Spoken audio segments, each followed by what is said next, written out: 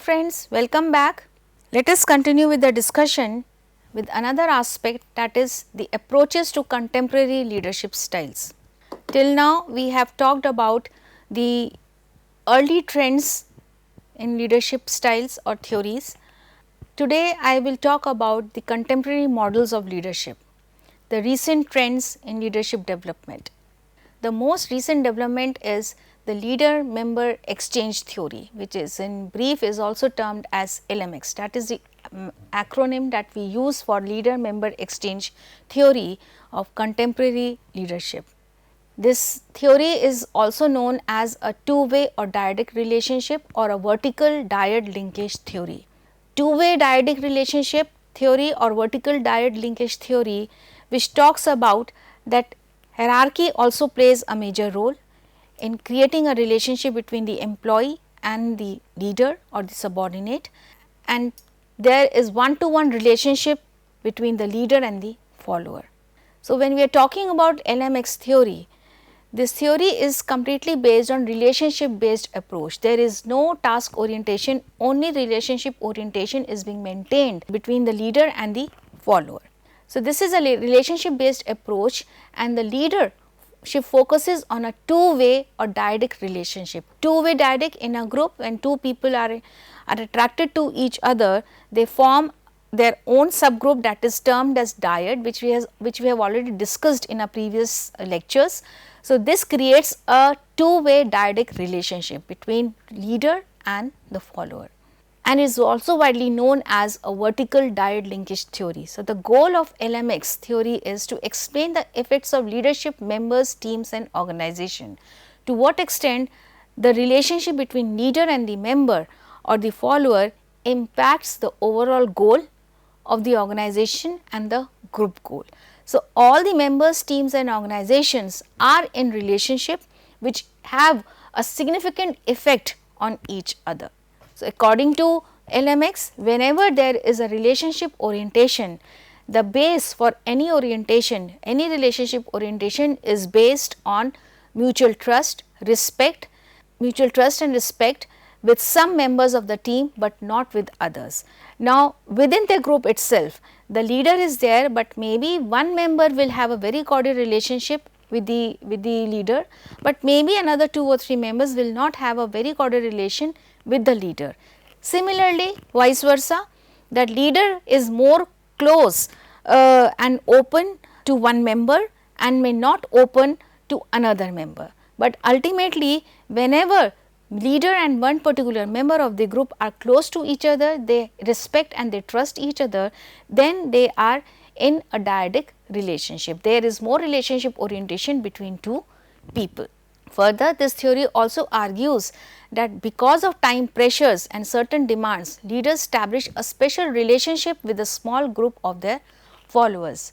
It happens in any organization that whenever a leader is there in the group, then whatever is the situation, the leader is very comfortable in sharing his problems or any situation, problematic situation, with some specific group of people with whom he or she is very comfortable to discuss and not with other members. So, the leader and those followers become very close, they are more open to each other, they respect, they are honest, and there is more trust between them.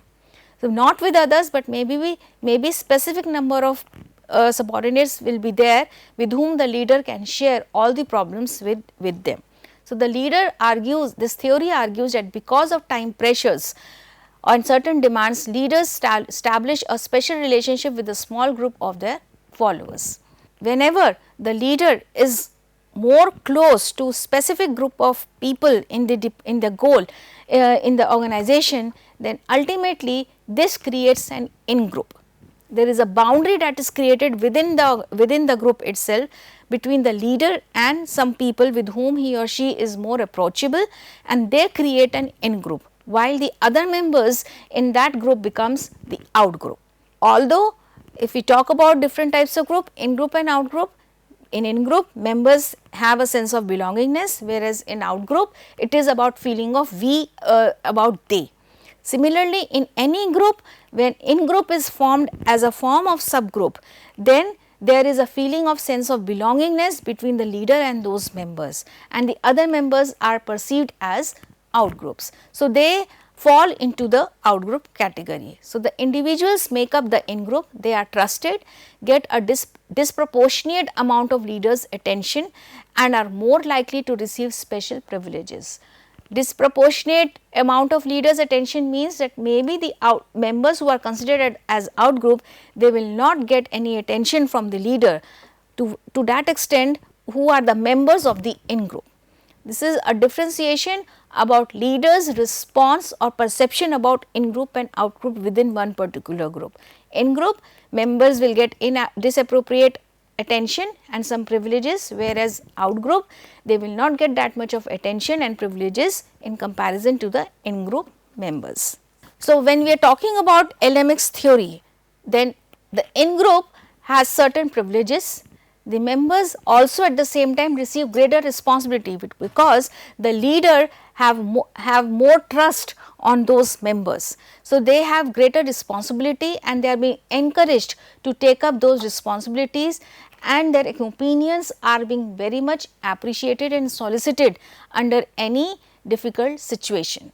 So, there are no restrictions on to what extent the members will perform their task by using the resources to any extent, and the ideas are frequently considered by the leader, and to the extent that the leader is influenced in the decision making process. Additionally, the in-group members are able to obtain more access to resources.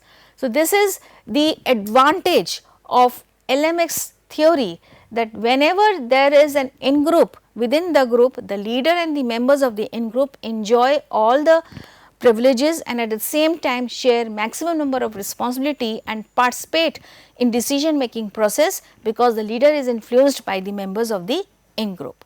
In comparison to out-group, the relationship is formal and it is based on contract of employment, means that they are being restricted what is being imposed on them to perform their job. They will not cross their limits, they are not being asked to go out of the way, it is not expected by the out-group to go out of their way to perform any task. They just perform their job while being in the formal authority system. So, members are not being favored to that extent that members are favored in-group. Their viewpoints and ideas are not likely to be accepted by the leader. That means, the leader is not influenced by the ideas and suggestions of the out-group, and they do not have full access to the resources, because obviously they do not have that kind of extended responsibilities. They perform their task while being under their own domains or in the formal system, and they can also be asked to perform any duty which is lower than their rank as well. Whereas, in in-group, even any member of in-group who is at lower rank can also be asked to perform a higher job task. It all depends to what extent the member, the leader is relating to the member to that level where trust, respect and mutual consideration is more dominating. The theory further states that LMX induces to reward employees with whom they want a closer linkage and with whom they do not. For the LMX relationship to remain intact, the leader and the follower must invest in the relationship.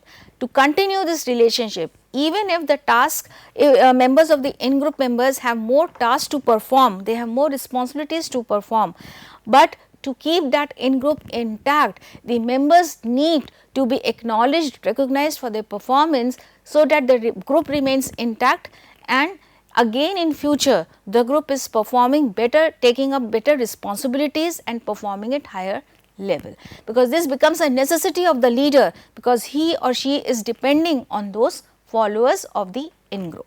The in-group members have demographic, attitude and personality characteristics that are similar to those of the leader or a high level of competence than out-group members. The leader maybe is also attracted towards those members who have expertise, who have experience, and they have better attitude formation towards the problems that they face in day to day life, and how the leader is more dependent on their approaches to resolve any problem. The leader can identify easily based on the technical abilities of the followers, and how those abilities can be encashed by the leader by making them member of their own in group. Also, LMX influences work outcomes in terms of improved trust, motivation, empowerment, creativity and innovation. Here empowerment means it has a very significance in LMX theory, that there is extension of power of the leader to the in-group members. Even they also tend to use those powers of the leader in decision making process, apart from experiencing more trust and respect from the leader itself. And definitely there is job satisfaction. They also receive high performance ratings, engage in citizenship behaviors and less in counterproductive behaviors at work, and report greater satisfaction with their superiors.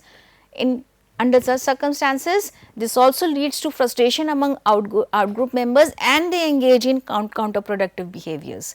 They can engage in cyberbullying, they can engage themselves in physical or verbal abuse or aggression. So, this creates a rift or conflict also within the organization, but at the same time it can be an advantageous situation, because members get more favor and members tend to feel motivated and perform to higher levels.